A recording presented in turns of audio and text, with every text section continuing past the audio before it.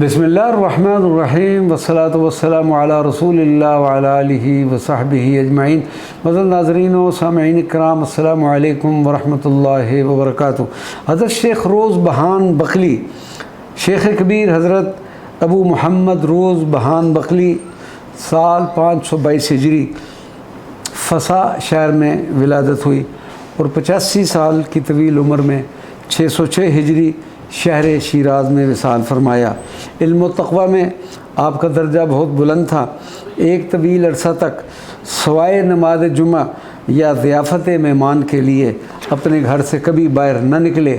حضرت شیخ روز بہان بقلی کو حضرت خضر علیہ السلام کے مصاحبوں میں بتایا جاتا ہے۔ حضرت شیخ روز بہان بقلی کثیر التصانیف بزرگ تھے، جن میں عرائس البیان فی حقائق القرآن، المطالب البیان فی تفسیر القرآن، کتاب المناہج، سیر الارواح، تحفۃ المحبین، مسائل التوحید اور دیوان المعارف اہم آپ کی تصانیف ہیں۔ حضرت شیخ روز بہان بقلی شعر کہنے پر دسترس رکھتے تھے۔ آپ نے قصائد، غزلیات، مثنویات اور رباعیات بھی کہیں۔ صاحب حال بزرگ تھے، اکثر حالت جذب میں شطحیات فرماتے ہیں، اس لیے آپ شطاح کے نام سے بھی مشہور ہوئے۔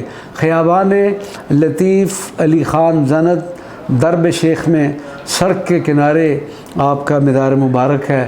الحمدللہ اس بندہ ناچیز کو آپ کی بارگاہ میں حاضری کا شرف حاصل ہوا۔ چادر کا ایک نذرانہ پیش کیا اور دعا کے بعد اپنی اگلی منزل حضرت شیخ سعدی کے مدار مبارک کی طرف روانہ ہوئے۔ وما علینا الا البلاغ المبین۔